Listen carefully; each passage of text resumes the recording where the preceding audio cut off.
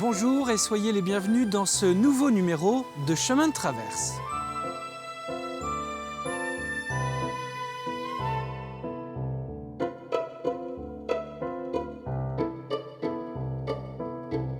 Cette semaine, je vous emmène à Saint-Paul-en-Paré à la découverte de la maison Royer. À la tête de cette maison, deux frères, Olivier et Sébastien.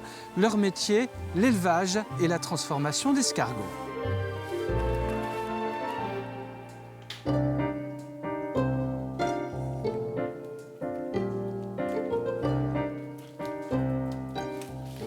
Bonjour Olivier. Bonjour. Alors vous êtes gérant avec votre frère Sébastien de cette maison depuis à peu près 25 ans. 25 ans, oui. Alors l'héliciculture, puisque c'est le nom qu'on donne à ce métier d'élevage d'escargots, c'est une aventure qui est née il y a à peu près 25 ans, qui a commencé avec les parents, je crois. Tout à fait. Voilà, il y a 25 ans, nos parents étaient un petit peu une idée un petit peu folle et ont commencé à transformer les escargots, à faire des œufs, le caviar blanc, ce qu'on appelait. Ils ont commencé à transformer 500 kg d'escargots environ.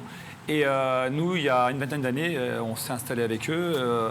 Vous avez accroché, vous, sur cette idée Oui, voilà, de les voir faire un peu. On s'est dit pourquoi pas. Et donc, il y a une vingtaine d'années, on a décidé.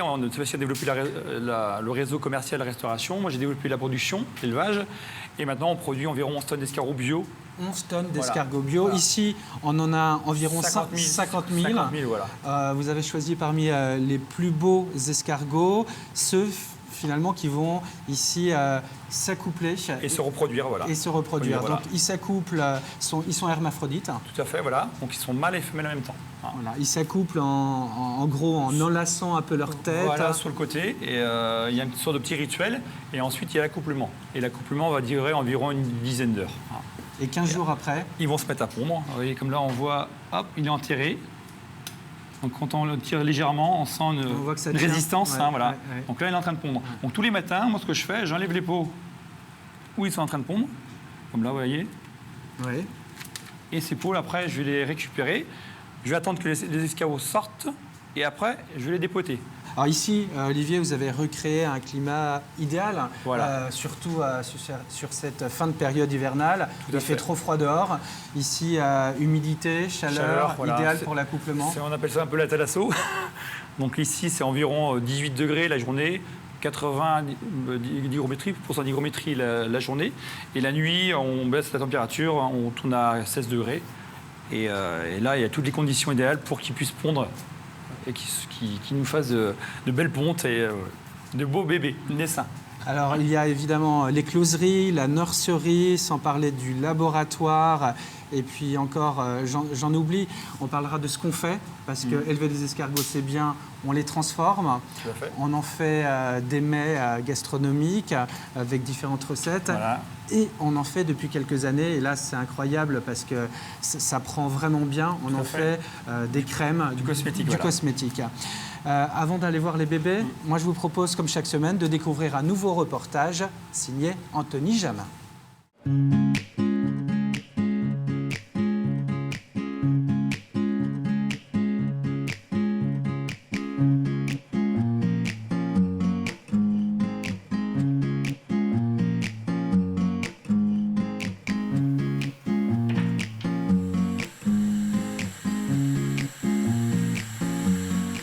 Mallory Guillet est créatrice de bijoux en verre à Sallertaine.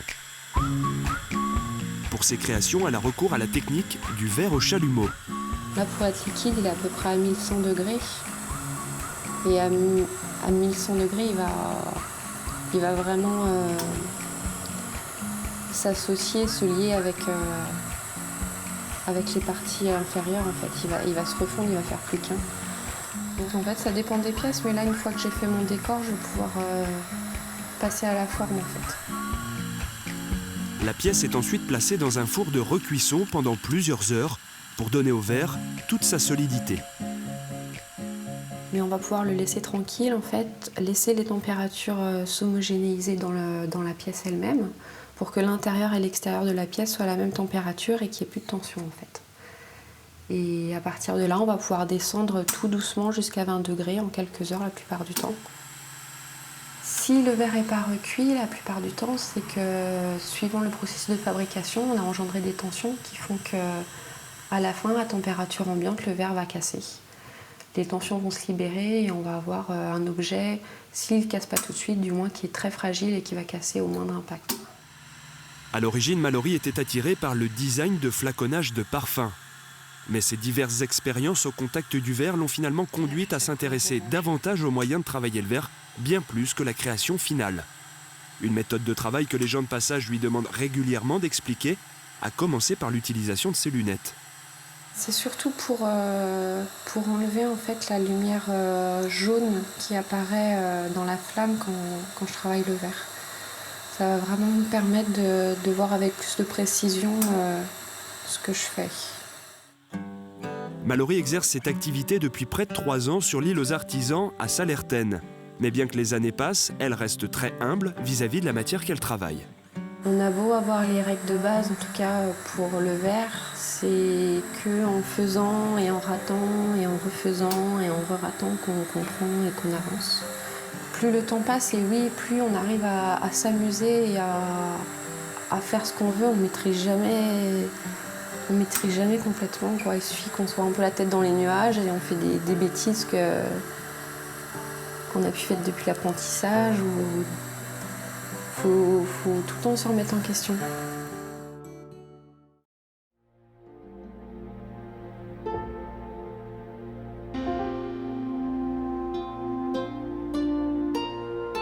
Nous voici de retour à la Maison Royer de Saint-Paul-en-Parais pour découvrir ensemble ce monde assez fantastique de l'escargot, de son élevage jusqu'à sa transformation avec Olivier qui est derrière moi et son frère un peu plus tard, Sébastien. Donc là, Grégoire, on va récupérer les pontes. Donc voilà, on prend les peaux, donc les escargots sont enlevés. Oui. On fait légère pression Et et voilà. voilà. D'accord. On récupère les pontes. Ces pontes-là, ensuite, donc je les mets en assiette, sur un petit lit de tourbe. Ensuite, je remets le couvercle dessus. On va les mettre avec l'or dans les closeries. Dans la pièce à côté. Voilà. Là, pendant combien de temps, On Olivier? durera entre 20 et 25 jours. Voilà. Et après, on obtient, à toi de découvrir, Des bébés. des bébés, les naissins. Voilà. Voilà. Oh, Hop, hop. tu touches. Ah, là aussi, Voilà. partout, en Donc, fait. ils sont collés là. Donc, il y a une petite coquille très fragile. Donc là, ils ont quelques jours. Quelques même jours, pas. voilà. Ah, Donc là, on ne peut pas les laisser trop longtemps ici. Donc là, je vais les récupérer. Et après, on va les mettre en nurserie. Hein, dans la serre avec du radis fourragé. c'est là-bas où ils vont s'alimenter, Voilà. où ils vont Pour grandir, voilà. prendre des forces. Pendant environ 1 mois et demi, 2 mois, hein, maximum. Hein. Alors Olivier, c'est ici que les bébés sont ensuite Voilà. placés. Ils sont très nombreux, on ne les voit pas comme ça Ici, tout de il suite. y a environ, on va en stocker 600 000. Donc là, c'est vraiment une serre de stockage. Ils vont rester ici, ils vont s'alimenter le temps qu'on prépare les parcs d'engraissement, donc les 4200 m² de parcs, donc qui vont également ensemencer de radis fourragés comme ça. Donc là, ils sont collés sous les feuilles. C'est ici, à l'extérieur, au printemps, que les petits escargots sont ensuite déplacés. Vous observez des planches de bois, c'est là qu'ils vont être protégés du soleil. Ils vont s'y coller pour ensuite être donc récupérés et transformés. Je vais retrouver maintenant Sébastien, c'est le frère d'Olivier. On va parler de la transformation.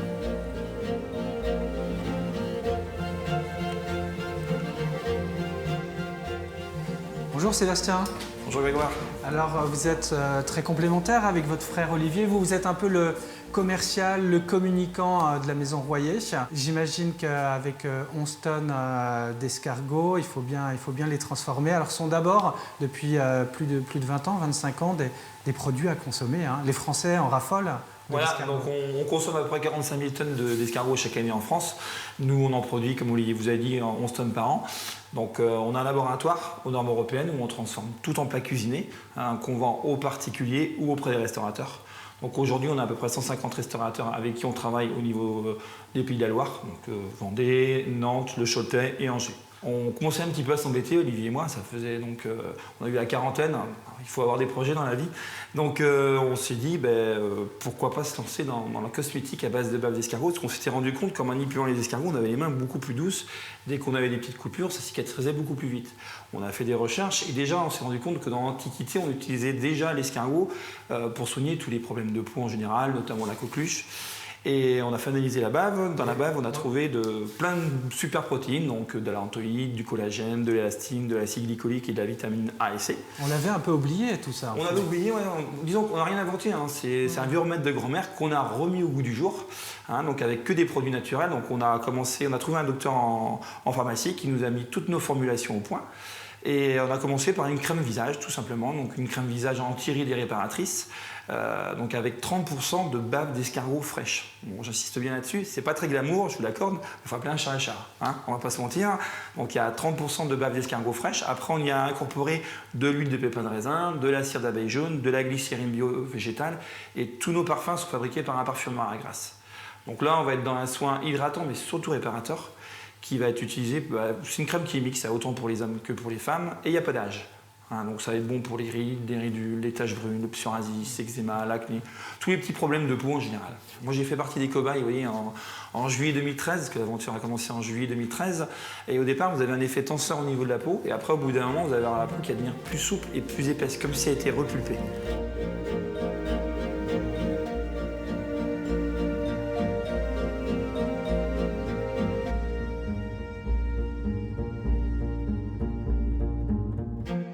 Olivier et Sébastien, on est bien là dehors avec les produits de dégustation. Et pour revenir sur les produits cosmétiques... Souvent les crèmes mains, le souci c'est que c'est très gras, donc vous mettez sur les mains et après vous êtes quand même un imbécile, il faut attendre un quart d'heure que ça pénètre bien.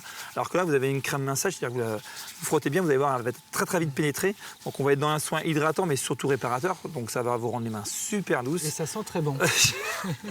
Ces produits, vous pouvez les retrouver d'ailleurs, Sébastien, dans 150 pharmacies de Vendée d'ailleurs. Voilà, donc aujourd'hui on a un réseau de 150 pharmacies qui distribuent toute notre gamme. Donc maintenant on vient d'embaucher 9 commerciaux qui sont en train d'implanter des pharmacies au niveau national. Et puis après, vous pouvez également trouver sur notre site internet tous nos produits. Ça sent très bien.